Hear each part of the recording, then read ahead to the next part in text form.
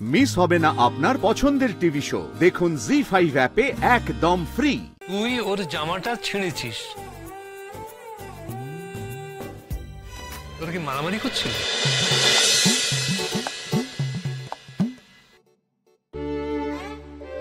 এটা বাড়ি ফেরার সময় হলো? ভদ্রবাড়ির ছেলেমেয়েরা এই সময় বাড়ি ঢোকে? সরি পাপি, বুঝতে পারিনি, একটু দেরি হয়ে গেল। হ্যাঁ, দেরি তো হয়েইছে, এটা বলার তো কোনো দরকার নেই না।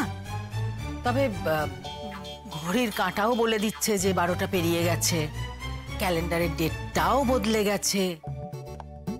আমি আমি আমি আমি মানছি যে তোমরা বড় হয়েছো, কিন্তু আমাদেরও তো বয়স হয়েছে। আজকাল রাস্তাঘাটের যা অবস্থা, চিন্তা হয় না বলতো? একটা ফোন করে তো অন্তত জানাতে পারতিস। আরে আরে দেরি হয়েছে তো কি হয়েছে? তুমি বাবাকে জিজ্ঞেস করো না। বাবা নিজে আমার বয়সে কত লেট নাইট পার্টি করতো। আমি আমার ছোটবেলায় বাবাকে ঠাকুমার কাছে বকুনি খেতে শুনেছি। আরে মাকেও তো নিয়ে যেত, দুজনে ভোর রাত্রিরে বাড়ি ঢুকতো। বাবার তো অন্তত বোঝা উচিত। তুমি তাহলে ক্লেম করতে চাইছো তুমি বাপকা বেটা হয়েছো, লায়ক হয়েছো? না মানে সেটা নয়। এই যে শোনো, তুমি আমার মতো জীবনে হতে পারবে না। এই প্রাণতোষ সেনগুপ্তর প্রেম ছিল গল্প করার বিষয়। তুমি বিয়ে করেছো, আমি সাক্ষী দেখেছি। কিন্তু প্রেম বলে কোনো শব্দ তোমার জীবনে আছে বলে তো আমার মনে হয় না। জেগেছে কি? বোধহয় জাগেনি। দাদা, এটা কি হাল হয়েছে তোর? হ্যাঁ, জামাটার দেখো, তোমার ছেলের জামার কি হাল। কি কি কি হয়েছে বাবা? মা কোথাও মারপিট টারপিট? কিছু না কিছু না। কি কি হয়েছে? না মানে কি হয়েছে? পেঁচো মাতাল হয়ে মারামারি করেছো, আর তারপর মাঝরাতে বাড়িতে ঢুকছো, সেটা আমাকে দেখতে হচ্ছে। কুলাঙ্গার কোথাকার! আরে বাবা, আমি কেন মারামারি করতে যাব? আমি কি অত মদ খাই? তাহলে কি এমনি মারামারি করেছো? শখে মারামারি করেছো? সারা শহর জুড়ে বক্সিং রিং তৈরি হয়েছে, যেখানে শখে মারামারি করতে যায় লোকে। না রে বাবা না। তা না রে বাবা না বলে তো দরকার নেই, বলে দে না বাবাকে এই হালটা হলো। আচ্ছা, তোর কোনো চোট টোট লাগে? এই দাদা দাদা দাদা, তুই কোথায় যাচ্ছিস? ওর এরকম অবস্থা হলো কি করে? হ্যাঁ, এই কষ্ট মারপিট করছে না? কিরে বল। হ্যাঁ, ওই বলুক বরং।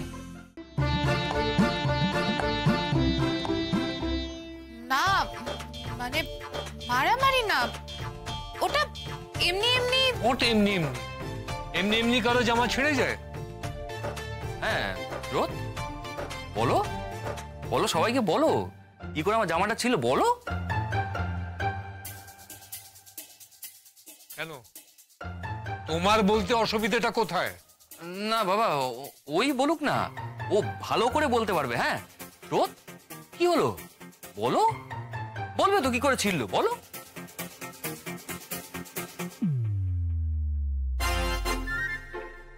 ওকে ফাইন, আমার হাত লেগেই ওর জামাটা ছিঁড়ে গেছে। এবার শান্তি। আমার খুব ঘুম পাচ্ছে, আমি গেলাম। এক মিনিট,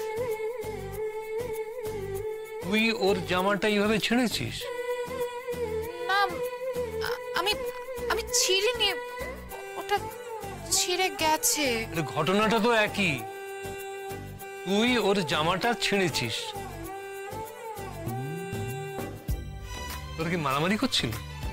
দাদা, এবার রেহাই দাও ওদের, মানে এরপর ওদের আর কিছু বলাটা ঠিক হবে না, তুমি বুঝতে পারছো তো? ওরা ঘুমোতে যাক এবার। হবে না? না না, বেশ, যাও ঘরে যাও। আর কি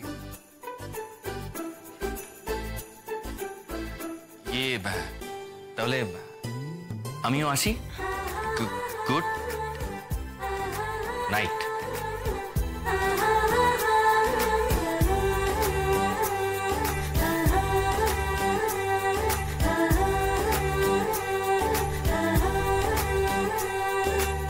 বারবার নানান রকম অজুহাতে আমার ঘরে আসতে শুরু করে দিল, নানান রকম অজুহাতে আমাকে ছুতে শুরু করে দিল, রীতিমতো চোরাগুপ্তা আক্রমণ শুরু করে দিল অনির্বাণদা।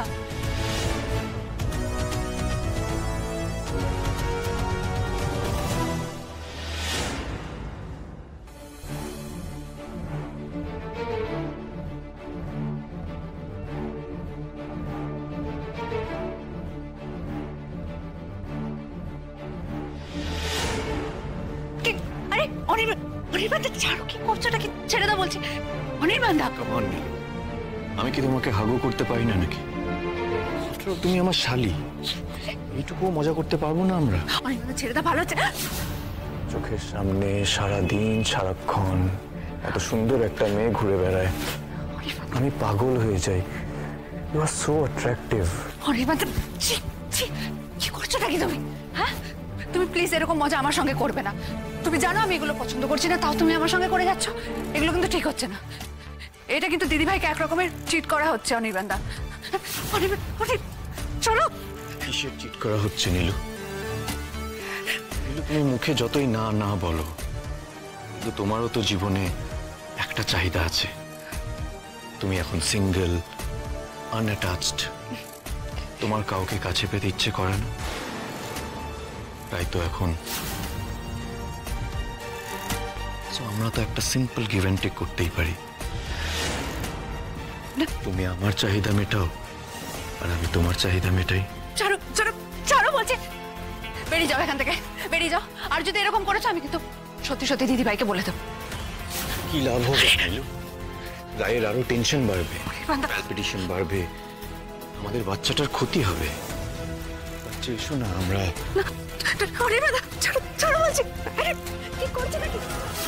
সেদিন আমি অনেক কষ্টে তোর বরের হাত থেকে রেহাই পেয়েছিলাম দিদিভাই, কিন্তু তাও তারপর থেকে বারবার তিনি চেষ্টা করতেই থাকেন।